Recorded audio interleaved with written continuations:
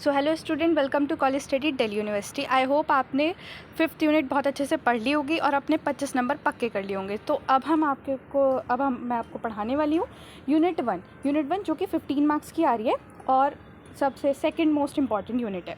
तो हम पढ़ने वाले हैं डेटा साइंस के बारे में। डेटा साइंस एक इंटरडिसिप्लिनरी फील्ड है जिसके अंदर start data analysis, machine learning सब कुछ आता है और इसमें से इन सब की हेल्प से इन सबको कंबाइन करके मीनिंगफुल इंसाइट और नॉलेज ड्रॉ करती है डेटा में से। It is based on process of gathering, analysing data and making inform decision by using a pattern to have evolve. इसमें क्या होता है कि हम गैदर करते हैं, एनालाइज करते हैं डेटा को और एक इन्फॉर्म डिसीजन लेते हैं उस डेटा के बेसिस पे।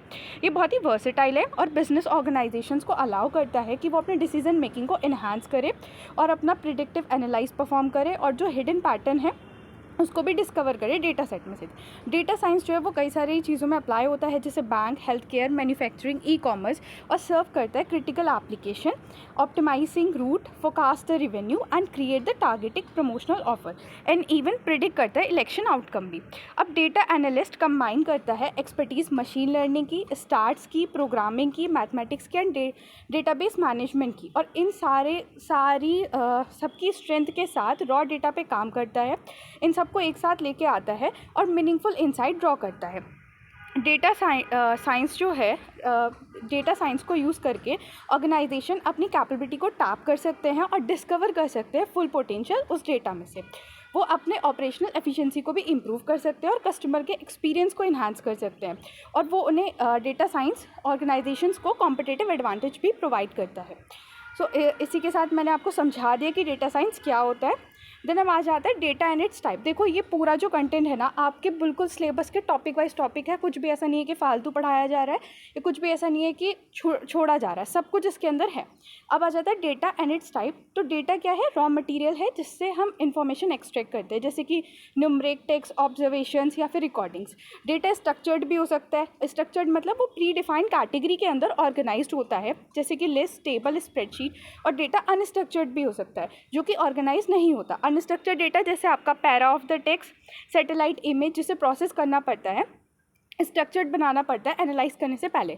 Data have meaning and the value but they are difficult to identify जब तक हम उन्हें प्रोसेस ना करें और स्टैटिकल टेक्निक्स अप्लाई ना करें। Such method are a way of summarizing a data so that the meaning become clear। अब ये जो मेथड होते हैं स्टैटिकल मेथड, इनसे क्या करते हैं हम डेटा को समराइज़ करते हैं ताकि वो मीनिंगफुल हो जाए और उनका मीनिंग जो है, जो हम नहीं देख पा रहे थे पहले, वो क्लियर हो जाए। स्टैटिकल मेथड अप्लाई किए जाते हैं डेटा पे ताकि हम डेराइव कर सकें मीनिंग और उनका रिलेशनशिप फाइंड कर सकें। It is important to understand that a different type of data in order to choose the appropriate method for analyzing a data and presenting a result। we need to understand कि data किस type का है ताकि हम analyse कर सके data को और उसके रिजल्ट को प्रेजेंट कर सके। डेटा जो है वो दो कैटेगरी में डिवाइड होती है। It can be qualitative which is called categorical and it can be quantitative. Qualitative data further divide होता है नॉमिनल और ऑर्डिनल डेटा में। क्वांटिटेटिव डेटा फर्दर डिवाइड होता है डिस्क्रीट और कॉन्टिन्यूस में, और also known as numerical data. मतलब क्वांटिटेटिव डेटा को हम न्यूमेरिकल डेटा भी कहते हैं। अब क्वालिटेटिव डेटा कैरेक्टरिस्टिक को रिप्रेजेंट करता है। क्वालिटेटिव डेटा आपको पता ही होगा कि किसी चीज़, जेंडर के बारे में, लैंग्वेज कौन कौन सी बोली जाती हैं, टाइप ऑफ डिसीज़ क्या है, क्लोथ का साइज़ क्या है, इन सब के बारे में बताता है। जैसे कि यहाँ पे एक एग्जांपल दे रखा है और एग्जाम्पल्स आपको एग्जाम में ज़रूर लिख के आने। एग्जाम्पल्स बहुत ज़रूरी है, जैसे कौन कौन सी लैंग्वेज एक पर्टिकुलर इंसान बोल सकता है, जैसे कि हिंदी, इंग्लिश, जर्मन, स्पेनिश, कई सारी लैंग्वेज वो बोल सकता है। The categories are refers to as class and classification. Category का मतलब क्या होता है कि क्लासिफिकेशन कर दिया हमने डेटा को। Every possible value of characteristic should be in a one and only one category. जो भी एक पॉसिबल वैल्यू है करेक्टरिस्टिक की वो एक ही कैटेगरी में आनी चाहिए। जब कैटेगरी का कोई इनहेरिटेंट ऑर्डर नहीं होता है, ये सबसे इंपॉर्टेंट लाइन है, जब कैटेगरी का कोई इनहेरिटेंट ऑर्डर नहीं होता है तो उस डेटा को नॉमिनल कहा जाता है। यही डिफरेंस है बस नॉमिनल और ऑर्डिनल डेटा में। Data value in such case are label. ये जो डेटा वैल्यू होती है ना, इस केस में सिर्फ लेबल्स की तरह काम करती है, जैसे type of disease, gender, ethnicity, type of PAT, I colour, कि आपके आई का कलर कैसा हो सकता है, ब्लू, ब्लैक, ब्राउन ऐसा हो सकता है। जेंडर क्या हो सकता है, मेल, फीमेल, अदर हो सकता है। नॉमिनल डेटा को हम एनालाइज कर सकते हैं, समराइज कर सकते हैं, जैसे फ्रीक्वेंसी देख ली हमने, प्रोपोर्शन देख लिया, परसेंटेज देख लिया, क्रॉस टैबुलेशन, मोड देख लिया। लेकिन इसमें जो मैथमेटिकल ऑपरेशन होता है, जैसे कि आप करना चाहो प्लस, एडिशन, वो सब आप नहीं कर सकते because it is qualitative data. इसको हम विजुलाइज भी कर सकते हैं पाई चार्ट और बार ग्राफ की हेल्प से। अब आ जाता है हमारा कैटेगरियल और क्वालिटेटिव डेटा का second type, ordinal value. Ordinal value represent categorical data that have a order. Ordinal data का मतलब क्या है, यहाँ पे कैटेगरियल वैल्यू होते हैं लेकिन उनका एक ऑर्डर होता है। Order data are very similar to the nominal data but the name implies they have the order and order is the important. The category follow some logical order, जैसे कि साइज का कैटेगराइज, स्मॉल मीडियम लार्ज एक पूरा order है कि ऐसा नहीं होगा कि मीडियम पहले स्मॉल बाद में लार्ज बीच में, पूरा ऑर्डर है। That is small then you go to the medium and that is a large. Similarly nominal data की तरह ही ऑर्डिनल डेटा को भी आप समराइज कर सकते हो, एनालाइज कर सकते हो, विजुलाइज कर सकते हो, लेकिन ऑर्डिनल डेटा को आप परसेंटाइल मीडियन मोड में भी डिस्क्राइब कर सकते हो, ठीक है। और ऑर्डिनल डेटा न्यूमरिक अगर न्यूमरिक हो आपका ऑर्डिनल डेटा तो आपको इंटर क्वार्टाइल रेंज भी उसकी निकाल सकते हो। अब आ जाता है हमारा क्वांटिटेटिव डेटा। क्वांटिटेटिव डेटा को हम न्यूमरिकल डेटा कहते हैं। ये डिस्क्रीट हो सकता है, कॉन्टिन्यूस हो सकता है। डिस्क्रीट का मतलब होता है जब डेटा वैल्यू बहुत ही अलग अलग होती है और सेपरेट होती है और इनसे हम कोई सर्टेन वैल्यू मतलब कोई मेजरमेंट नहीं हो सकता इनसे। Discrete data can only be counted, सिर्फ काउंट कर सकते हो आप, जैसे पॉपुलेशन कितनी है, नंबर ऑफ कार्स कितनी है। Continuous data on a other hand उसको हम मेजरमेंट के लिए रिप्रेजेंट करते हैं, मतलब इसकी हेल्प से हम मेजरमेंट कर सकते हैं। जैसे कि आपका हाइट कितना है उसको हम मेजरमेंट यूज़ करते हैं, वेट कितना है, डिस्टेंस कितना, मेजर कर सकते हैं। बट हम डिस्क्रीट डेटा को सिर्फ काउंट कर सकते हैं कि नंबर ऑफ पॉपुलेशन कितनी है। टाइप ऑफ डेटा इंपॉर्टेंट है, इससे क्वेश्चन आने के चांसेस हैं, इसलिए इतना डिटेल में एक्सप्लेन कर रही हूँ, अच्छे से समझ लो। Apart from the type of data, जो क्वालिटी है डेटा की वो बहुत ही इंपॉर्टेंट होती है, क्योंकि अगर आप बेकार क्वालिटी का डेटा ले आते हो तो वो आपके लिए बहुत ज़्यादा इशू क्रिएट कर देगा, कोई फ़ायदा होगा नहीं उसे एनालाइज करने के लिए। और quality is something that is important through out the entire data journey. और इसीलिए डेटा क्वालिटी के 6 एक्सपेक्ट है जो इसमें बताए गए हैं, that is relevancy, accuracy, timeless, interpretability, coherence and accessibility. Relevance का मतलब है कि डेटा जो है या आपका जो स्टैटिकल इन्फॉर्मेशन है वो कितना ज़्यादा यूज़र की नीड को मीट कर रहा है, मतलब क्या ये इन्फॉर्मेशन मेरे लिए मैटर करती है, क्या ये जो पूरा मेरे को डेटा मिल रहा है ये मेरे लिए किसी काम का है, दैट इज़ रिलीवेंस। एक्यूरेसी का मतलब है कि कितना रियलिटी ये दिखा रही है, कि क्या जो चीज़ रियल में हुई है वही इस डेटा में रिप्रेजेंट है या फिर नंबर इंटरप्रेट कर दिए, मैनिपुलेट कर दिए। टाइमलेसनेस मतलब ये कि कौन से टाइम पे हमें डेटा अवेलेबल हो। कई बार क्या होता है कि जब डेटा डिले हो जाता है ना तो उसका कोई काम नहीं रहता। जैसे स्टॉक मार्केट की इन्फॉर्मेशन है, अगर आपको अभी की इन्फॉर्मेशन मिल रही है और उसे आपसे आप बाय सेल कर रहे हो तो ठीक है, बट अगर आप 15 दिन पुरानी इन्फॉर्मेशन के बेसिस पे बाय सेल कर रहे हो तो उससे कोई फ़ायदा है नहीं, आपका वेस्ट ऑफ टाइम है। तो डेट इज टाइमलेसनेस। इंटरप्रेटेबिलिटी, जो इन्फॉर्मेशन पीपल समझ ही ना पाए, इंटरप्रेट ही ना कर पाए, ऐसे डेटा का इन्फॉर्मेशन का फ़ायदा क्या। आप मेरे को इतनी सारी इन्फॉर्मेशन प्रोवाइड करो कि स्टार्ट में ये है वो है, और मैं तो स्टैटिशियन हुई नहीं, मुझे पता ही नहीं कुछ, मेरे को पता ही नहीं कि ये वैल्यू क्या, आर स्क्वायर की वैल्यू क्या है, एफ स्टार्ट क्या है, तो उसका कोई फ़ायदा नहीं होता। इसीलिए मिसअंडरस्टैंडिंग ना हो इसलिए मीटा डेटा लगाया जाता है। मीटा डेटा क्या होता है, सप्लीमेंट्री इन्फॉर्मेशन होती है, डॉक्यूमेंटेशन के लिए लगाते हैं ताकि इंटरप्रिटेट कर पाए इंसान। कोहेरेंस को 2 पार्ट में स्प्लिट किया है, कंसिस्टेंसी एंड कोमालिटी। कंसिस्टेंसी का मतलब होता है कि सेम कॉन्सेप्ट, डेफिनेशन और method over a time, but कोमालिटी का मतलब होता है कि सेम और सिमिलर कॉन्सेप्ट, डेफिनेशन और method across the different statistical program. देखो, अगर एक अच्छी कंसिस्टेंसी होगी और अच्छी कॉमनलिटी होगी देन ये आपके लिए ईजियर होगा कि आप जो डिफरेंट स्टडीज़ हैं उनके रिजल्ट को कंपेयर कर सको। अगर रिजल्ट्स बहुत ही ज़्यादा मतलब सिमिलर डेटा स्टार्ट्स यूज़ ही ना हो रहा हो, सिमिलर एप्लीकेशंस ही ना हो रही हो, तो फिर आप उसे कंपेयर कैसे करोगे, ठीक है। देन एक्सेसिबिलिटी का मतलब है कि कितनी आसानी से आपको डेटा मिल गया है, ठीक है। When determining weather a data is accessible, तो आपको ध्यान रखना है कि जो डेटा आपको मिला है, ऐसा नहीं कि डेटा तो भाई कहीं भी इतना डेटा है आप एक्सेसिबल कर पा रहे हो, बट वो डेटा मीनिंगफुल डेटा भी होना चाहिए जो आप एक्सेसिबल कर रहे हो, ऑर्गेनाइज्ड होना चाहिए, अकाउंटेबल, इंटरप्रेटेबल होना चाहिए। अब आ जाते हैं data analytics and data analyse. ये भी आपके सिलेबस में लिखा है, आप देख लेना जाके। डेटा एनालिटिक्स और डेटा एनालाइज 2 टर्म्स हैं जो कि कई बार इंटरचेंजेबली यूज़ किया जाता है, बट इन दोनों का डिफरेंट मीनिंग है, और जब हम काम करते हैं तो ये डिफरेंट इन्फॉर्मेशन हमें प्रोवाइड करते हैं। डेटा एनालिटिक्स का मतलब होता है होल प्रोसेस, ये पूरे प्रोसेस को रिप्रेजेंट करता है, और डेटा एनालाइज डेटा एनालिटिक का ही सबसेट है। डेटा एनालिटिक्स में क्या होता है, process of examine data set in a order, ताकि हम कोई ट्रेंड, पैटर्न या रिलेशनशिप फाइंड कर सकें और एक डिसीजन ले सकें। इसके अंदर वेरियस टेक्निक, बहुत सारी टेक्निक और प्रोसेस होते हैं जिसमें डेटा को हम एनालाइज करते हैं और इंटरप्रेट करते हैं मीनिंगफुली। डेटा एनालिटिक जो है वो अप्लाई किया जाता है ताकि हम आंसर कर सके कुछ क्वेश्चंस को, कोई प्रॉब्लम सॉल्व कर सके, कोई आउटकम प्रिडिक्ट कर सके। और इसीलिए डेटा एनालिटिक्स के 4 टाइप है। पहला डिस्क्रिप्टिव। डिस्क्रिप्टिव में क्या होता है, ये समराइज करता है पास्ट डेटा को, डिस्क्राइब करता है कि क्या हुआ, ये किस चीज़ का आंसर देता है, व्हाट हैपेंड। आप इसे याद रखो कि किस चीज़ का आंसर दे रहा है, what happened. Identify historical data की हेल्प से ये ट्रेंड और जो पैटर्न है उसको भी आइडेंटिफाई करता है और देखता है कि क्या हुआ है। इसके अलावा ये इंसाइट प्रोवाइड करता है पास्ट परफॉर्मेंस में, जैसे कि एग्जाम्पल देखो इसका, how well a business perform last year, कितने अच्छे से बिजनेस ने पिछले साल काम किया। तो ये क्या डिस्क्रिप्टिव एनालिटिक है कि पिछली पूरी समरी आपको बताई जा रही है। देन डायग्नोस्टिक एनालिटिक, इसमें क्या होता है कि आप एक स्टेप अहेड जाते हो और आप ये देखते हो कि जो पिछला हुआ वो तो हो गया, बट वो क्यों हुआ, वाई इट इज़ हैपेंड। जैसे कि आपके इंस्टाग्राम के फॉलोअर्स गिर गए, फिर आपने देखा कि गिर तो गए बट क्यों गिरे। अब आ जाता है प्रिडिक्टिव एनालिटिक। इसमें क्या होता है कि पिछले डेटा को देख के स्टैटिकल टेक्निक्स को यूज़ करके आप ये देखते हो कि जो हुआ ठीक है, एक स्टेप और आगे जाते हो और देखते हो what is likely to happen, कि क्या होने वाला है। जो हुआ क्यों हुआ पता चल गया, अब क्या होने वाला है वो देखते हो। जैसे कि सेल्स ट्रेंड, अपकमिंग 6 मंथ में क्या आपके सेल्स के ट्रेंड होंगे, आप वो प्रिडिक्ट करो। प्रिस्क्रिप्टिव एनालिटिक क्या कहता है, सजेस्ट करता है एक्शंस बेस्ड ऑन ऑल 4, जो आपने ये तीनों पढ़े ना ऊपर के, इन सब के बेसिस पे सजेशंस बताता है कि जो हुआ, जो होना था, जो होगा वो ठीक है, बट अब क्या आप एक्शंस ले सकते हो जो होने वाला है उसके लिए, what should be do. Prescriptive analytic recommended करता है solution for optimise performance, minimise करने के लिए रिस्क और प्रॉफिट को मैक्सिमाइज करने के लिए। फॉर एग्जाम्पल, आपने पास्ट डेटा देखा इन्वेंट्री लेवल का, सप्लायर की परफॉर्मेंस का और शिपिंग पाथ क्या था, उसकी हेल्प से आपने प्रिस्क्रिप्टिव एनालाइज किया और सजेस्ट किया कि किस तरीके से आप सप्लाई चेन मैनेजमेंट कर सकते हो।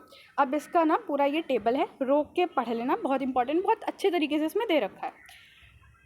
अब आ जाता है डेटा एनालाइज। हमने डेटा एनालिटिक तो पढ़ लिया, अब डेटा एनालिसिस पढ़ते हैं। डेटा एनालिसिस में क्या होता है, inspecting, cleaning, transforming and modelling a data to discover useful information, draw conclusion and support a decision making. ये मोस्टली फोकस करता है कुछ स्पेसिफिक क्वेश्चंस के आंसर करने के लिए डेटा में से, वेदर क्वालिटेटिव, कुछ भी डेटा हमारा कुछ भी हो सकता है, क्वालिटेटिव, क्वांटिटेटिव। अब जो डेटा एनालिसिस का प्रोसेस है उसके नंबर ऑफ स्टेप्स है। पहला डेटा कलेक्ट करना, आपने डेटा कलेक्ट कर लिया, ठीक है। फिर डेटा को क्लीन करना, मिसिंग वैल्यूज़, इनकन्सिस्टेंसी सब हटा दी।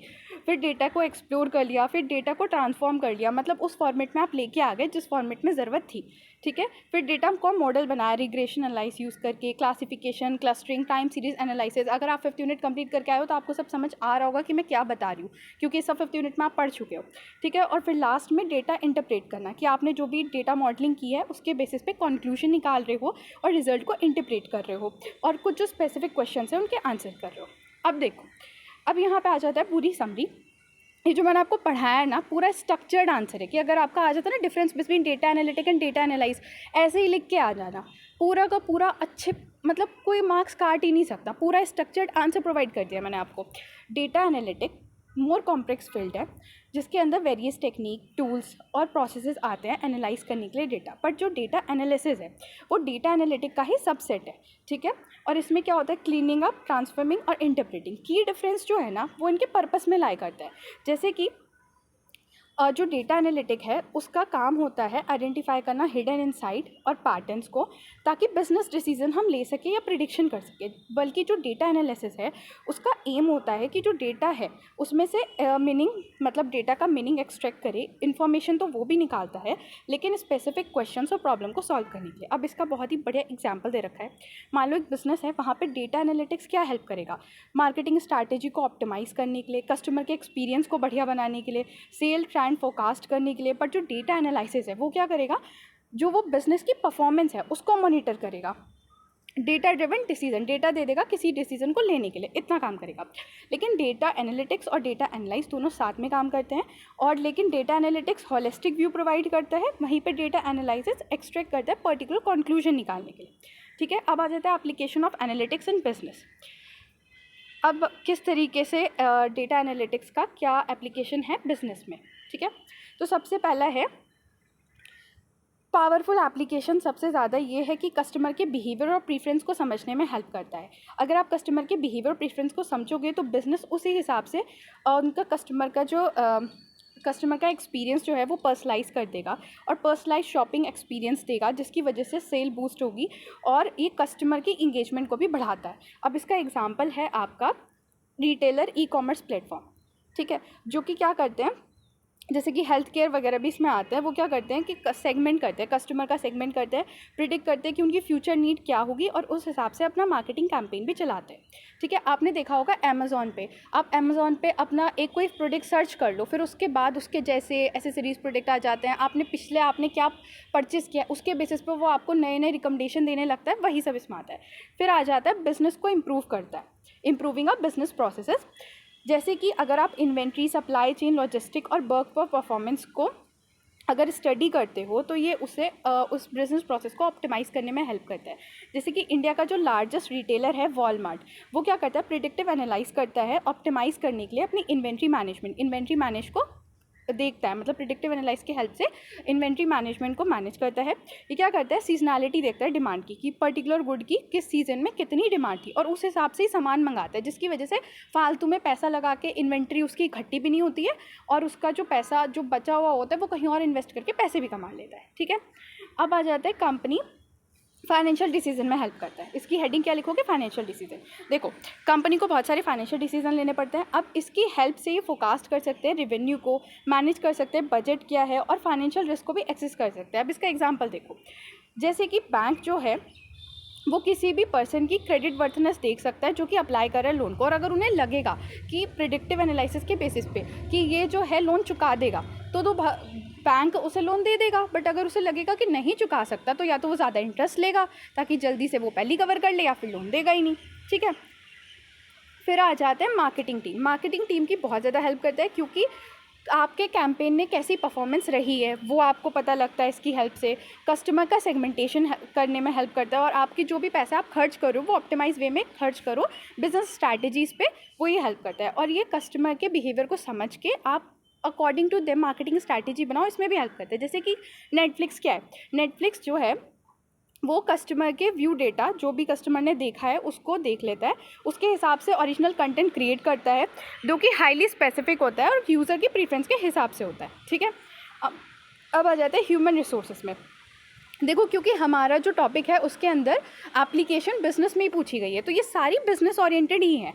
ठीक है, इधर उधर की कुछ नहीं है। ह्यूमन रिसोर्सेज में जैसे कि एम्प्लॉय का टर्नओवर रिड्यूस करता है, ऑप्टिमाइज़ करता है हायरिंग प्रोसेस को, एम्प्लॉय की परफॉर्मेंस को देखता है। ठीक है, कैसे जो जॉब परफॉर्मेंस एम्प्लॉय का जॉब परफॉर्मेंस देख के सेटिस्फेक्शन सर्वे इन सबको एनालाइज करके सजेस्ट करते हैं कि हम क्या कर सकते हैं कि एम्प्लॉय का टर्नओवर रिड्यूस हो, और उसमें हेल्प करता है। देन आ जाता है supply chain management. Smooth operation के लिए और कस्टमर की डिमांड को मीट करने के लिए सप्लाई चेन तो बहुत ही ज़रूरी है। तो डिमांड फोरकास्ट करके सप्लायर के साथ अच्छे रिलेशन बना के और मिनिमाइज़ करके डिस्ट्रप्शन, ये क्या करता है कि आपका सप्लाई चेन मैनेजमेंट में हेल्प करता है, एफिशिएंटली सबकी सप्लाई चेन को मैनेज करता है। देन आ जाता है न्यू प्रोडक्ट। अगर आपको कोई भी नया प्रोडक्ट लेके आना है मार्केट में तो ये बहुत इंपॉर्टेंट होता है, क्योंकि कस्टमर क्या चाहता है, कैसा प्रोडक्ट चाहिए उसे बताता है। फिर इंडस्ट्री का ट्रेंड क्या चल रहा है, मार्केट की कंडीशन क्या चल रही है, उस सबको एनालाइज करके आपको बताएगा कि आपको कैसा प्रोडक्ट होना चाहिए।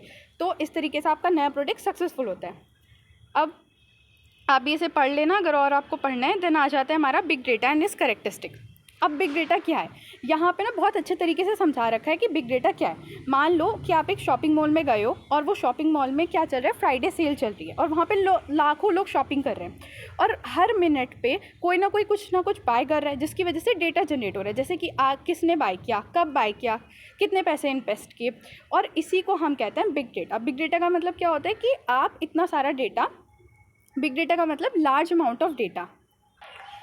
सो बिग डेटा का मतलब क्या होता है, the collection of data that is large in volume. Obviously जो बार बार जनरेट हुआ है टाइम के साथ, इस वजह से वो इतना बड़ा हो गया है और इसे मैनेज करना बहुत ही डिफिकल्ट होता है, स्टोर करना भी डिफिकल्ट होता है ट्रेडिशनल टेक्निक से। मतलब ट्रेडिशनल मेथड से आप नहीं कर सकते बट नए मेथड से कर सकते हो। तो बिग डेटा की प्रॉपर ये डेफिनेशन है कि big data refers to extremely large data set that are too complex, vast and fast moving to be process, store and analyse using a traditional processing method. ये क्या होता है, it is accumulation, management and analyse of large amount of structured, semi structured और unstructured data, ताकि हम किसी pattern को expose कर सके, ट्रेंड एनालाइज कर सके। रियल वर्ल्ड एग्जाम्पल देखो तो इंस्टाग्राम का एग्जाम्पल ले लो कि हर मिनट कोई ना कोई फोटो वीडियो शेयर होती रहती है, ट्विटर जनरेट करता रहता है मिलियन ऑफ ट्वीट। तो ये सब जो एग्जाम्पल है वो बिग डेटा के। अब ये क्वेश्चन मैंने बहुत देखा है, 5V of the big data, कई सारी बुक में मैंने देखा है, तो इसे अच्छे से पढ़ लेना। वॉल्यूम, पहला V आता है बिग डेटा का, वॉल्यूम। वॉल्यूम मतलब कि लार्ज अमाउंट ऑफ डेटा ये होता है, बहुत ही ह्यूज साइज़ में, और इसमें टेराबाइट, बीटाबाइट, एवन एक्साबाइट यूज़ की जाती है। एग्जांपल जैसे फेसबुक पे मिलियन ऑफ पोस्ट डाली जाती हैं और तरह तरह का वो डेटा जनरेट करता है। वेलोसिटी का मतलब है कि किस स्पीड के साथ डेटा जनरेट हो रहा है, प्रोसेस हो रहा है, एनालाइज हो रहा है। Real time processing often necessary हो जाती है जब आप स्टॉक मार्केट सिस्टम को एनालाइज करते हो और वहाँ पे मिलियन ऑफ ट्रांजैक्शन होते हैं पर सेकेंड। तो आप देख रहे हो कि किस स्पीड से डेटा जा रहा है, वो डेटा की वेलोसिटी को रिप्रेजेंट करती है।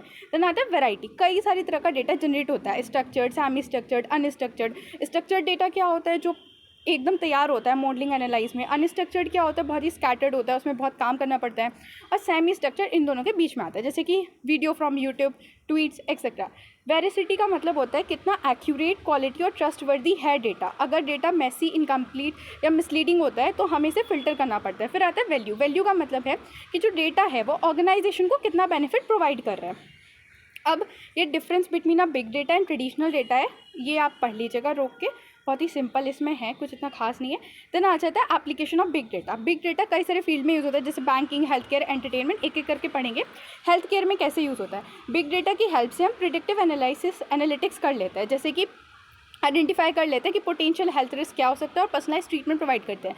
मान लो मेरे पास कोई पेशेंट आया, मैंने उसकी मेडिकल हिस्ट्री देखी, जेनेटिक डेटा देखा, लाइफस्टाइल हैबिट देखी और उसकी हेल्प से मैंने देख लिया कि इसे कौन सा डिसीज़ होने का रिस्क है। ठीक है, इसका एग्जांपल है IBM वाटसन हेल्थ। वो बिग डेटा को यूज़ करके असिस्ट करते हैं डॉक्टर को डायग्नोस करने में और ट्रीट करने में डिसीज़ लाइक कैंसर। अब आ जाता है रिटेल और ई कॉमर्स। रिटेलर्स बहुत ज़्यादा डिपेंड करते हैं बिग डेटा पे एनालाइज करने के लिए कस्टमर के बिहेवियर और प्रीफरेंस पे, और वो क्या करते हैं उसी बेसिस पे पर्सनलाइज शॉपिंग एक्सपीरियंस प्रोवाइड करते हैं उन लोगों को। जैसे कि अमेजॉन का एग्जांपल ले लो। अमेजॉन क्या करता है, बिग डेटा का यूज़ करके आपको प्रोडक्ट की रिकमेंडेशन देता है, आपके जो पास्ट परचेजेस होंगे उनके बेसिस पे, आपकी ब्राउजिंग हिस्ट्री पे। जैसे कि अगर मान लो आपने स्मार्टफोन सर्च किया अमेजॉन पे, तो वो आपको उसकी साथ की एसेसरीज भी दिखा देगा, जैसे screen protector, cases, finance and banking. Big data analytic enable करता है फाइनेंशियल इंस्टीट्यूशन को कि वो कोई भी जो फ्रॉड होने वाला होता है ना, उसको डिस्कवर कर सके। जैसे कि पेपैल यूज़ करता है बिग डेटा एल्गोरिथम मॉनिटर करने के लिए ट्रांजैक्शन फॉर अनयूजुअल एक्टिविटी। मतलब अगर कोई भी ट्रांजैक्शन में अनयूजुअल एक्टिविटी हो रही होगी, जैसे कि अनफेमिलियर लोकेशन से कोई भी परचेज हुआ है या सेल हुआ है, तो वो उसको एनालाइज कर लेगा और अनऑथराइज्ड एक्सेस को प्रिवेंट कर देगा। देन ट्रांसपोर्टेशन सिस्टम क्या यूज़ करती है, बिग डेटा का यूज़ करके ट्रैफिक पैटर्न देखती है, रिड्यूस कर सकती है कंजेंशन, इवन इंप्रूव करती है ट्रैवल एफिशिएंसी एंड सेफ्टी। जैसे गूगल मैप क्या करता है, GPS सेंसर्स और यूज़र के इनपुट से रियल टाइम डेटा कलेक्ट करता है और आपको अपडेट करता है कि इस रास्ते से मत जाओ, इस रास्ते पर ट्रैफिक बहुत ज़्यादा है। मीडिया एंड एंटरटेनमेंट, जैसे स्ट्रीमिंग प्लेटफॉर्म है, वो बिग डेटा को यूज़ करते हैं व्यूइंग हैबिट और प्रीफरेंस के हिसाब से और इंश्योर करते हैं कि यूज़र जो है वो पर्सनलाइज कंटेंट ही उसे रिकमेंडेट करता है। जैसे कि नेटफ्लिक्स है, वो देखते हैं कि आप क्या देख रहे हो, क्या पॉज कर रहे हो, क्या स्किप कर रहे हो, और उसके बेसिस पे सिमिलर कंटेंट आपको प्रोवाइड करते हैं। जैसे आपने एक क्राइम सीरीज़ देखी तो वो आपको दूसरी क्राइम सीरीज़ जो है वो सजेस्ट कर देगा। फिर आता है एजुकेशनल पैटर्न क्या करता है, स्टूडेंट का जो परफॉर्मेंस है उसको ट्रैक करता है, इसकी हेल्प से आइडेंटिफाई करता है लर्निंग गैप और कस्टमाइज करता है स्टडी मटीरियल को। जैसे कि खान अकेडमी है, वो क्या करता है, वो देख लेता है कि कहाँ कहाँ बच्चों को, मतलब मान लो उसने अलजेब्रा के क्वेश्चन वो सबसे ज़्यादा गलत कर रहा है, तो वो अलजेब्रा ही उसे बोलेगा कि आप अलजेब्रा ही पढ़ो अभी। देन मैन्युफैक्चरिंग क्या करते हैं, बिग डेटा जो है वो मैन्युफैक्चरर की भी हेल्प करता है। कैसे, वो उसके इक्विपमेंट की परफॉर्मेंस को ट्रैक करता रहता है और अगर कोई पोटेंशियल फेलियर होने वाला होता है तो उसको प्रिडिक्ट कर लेता है। ठीक है, with the help of sensor. Government big data की हेल्प से अर्बन प्लानिंग करती है, रिसोर्सेज को ऑप्टिमाइज करती है और स्मार्टर सिटीज़ क्रिएट करती है। जैसे कि स्मार्ट ट्रैफिक लाइट जो एडजस्ट कर लेती है अपने आप को based on real time vehicles flow data और रिड्यूस करती है कंजम्पशन। फिर आता है एनर्जी एंड यूटिलिटीज़। जो एनर्जी प्रोवाइडर है वो भी बिग डेटा का यूज़ करते हैं, उनके क्या देखते हैं कि डिमांड फोरकास्ट कर लेते हैं, कंजम्पशन पैटर्न क्या है, इंप्रूव, और इसकी हेल्प से एनर्जी एफिशिएंसी इंप्रूव करते हैं और कॉस्ट भी रिड्यूस करते हैं। जैसे कि अगर उन्हें पता है कि पीक यूजेज आफ्टरनून है तो वो उस टाइम पे इलेक्ट्रिसिटी का जो वो है वो बढ़ा देंगे और ऑफ पीक सीज़न में लोगों को मोटिवेट करेंगे कि आप ऑफ पीक सीज़न में यूज़ कर लो। फिर सोशल मीडिया साइज तो बहुत ज़्यादा बिग डेटा का यूज़ करता है, आपको पता ही है, पब्लिक ओपिनियन को समझने को, ट्रेंड समझने के लिए। मान लो इलेक्शन का टाइम है तो क्या होता है कि जो लोगों के सेंटीमेंट है उनको एनालाइज किया जाता है बिग डेटा में, मतलब बिग डेटा की तो कैटेगरी में आता है ये कि उनके सेंटीमेंट को एनालाइज किया जाता है, पब्लिक के ओपिनियन को देखा जाता है और फिर उस हिसाब से कैंपेन की स्ट्रैटेजी बनाई जाती है। अब आ जाता है the last topic, challenge in data analytics. पहला, पुअर क्वालिटी। कई बार क्या होता है, जो डेटा होता है जो प्रोड्यूस मतलब हमें डेटा मिलता है वो इनकरेक्ट होता है। ठीक है, उसमें ओल्ड डेटा होता है, इनकम्प्लीट डेटा होता है, जिसकी वजह से हमारा जो इवेंचुअली डिसीजन होता है वो रॉन्ग हो जाता है। फिर आता है इंटीग्रेटिंग डेटा। अब हम ना डेटा जो होता है ना बिग डेटा में, वो कई सारे प्लेटफॉर्म से आता है, कई सारी जगहों से आता है। अब उनको एक साथ इंटीग्रेट करना बहुत ही कॉम्प्लेक्स हो जाता है, और अगर हम टाइम से इंटीग्रेट करके रिजल्ट नहीं निकाल पाए तो उस रिजल्ट का कोई फ़ायदा भी नहीं होता। फिर इतना बड़ा साइज़ होता है डेटा का कि उसे हैंडल करना ईजी नहीं होता, और उससे बहुत ज़्यादा कॉस्ट हमारी लगती है। फिर processing data in a real time is very difficult, जबकि अगर डेटा हाई वेलोसिटी का हो तो फिर तो और भी डिफ़िकल्ट होता है इतना सारा डेटा प्रोसेस करना, ठीक है। और अगर ये हमने टाइम से प्रोसेस नहीं किया, अगर टाइम सेंसिटिविटी कंसर्न है, मान लो कोई फ्रॉड होने वाला है, हम फ्रॉड डिटेक्ट कर रहे हैं और हमने टाइम से वो डिटेक्ट नहीं किया, तो फ्रॉड तो हो जाएगा, क्या ही फ़ायदा है। दूसरा, प्राइवेसी। अब इतना सेंसिटिव डेटा हम कलेक्ट करें, उसको प्रोटेक्ट करना भी बहुत ही ज़रूरी है। और जो रेगुलेशंस बनाई गई हैं GDPR HIPAA की, उनको फॉलो करना भी ज़रूरी है। अगर आपका थोड़ा सा भी ब्रीच हुआ तो पेनल्टी लग जाएगी और आपकी रेपुटेशन डैमेज होगी, सो अलग।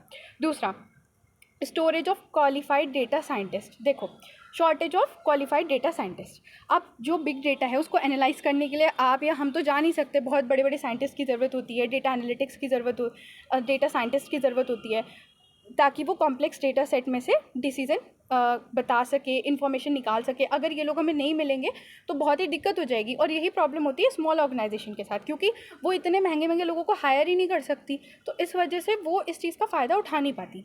इसी के साथ आपका चैप्टर हो जाता है कंप्लीट। आपकी फर्स्ट यूनिट कंप्लीट हो गई है। अब तक आपके 40 नंबर पूरे हो गए, बाकी के बचे 20 नंबर। आप इसे पढ़ लीजिएगा, जल्द से जल्द आपकी थर्ड यूनिट और फोर्थ यूनिट की भी वीडियो आ जाएगी। Thanks for watching. वीडियो को लाइक करें, चैनल को सब्सक्राइब करें।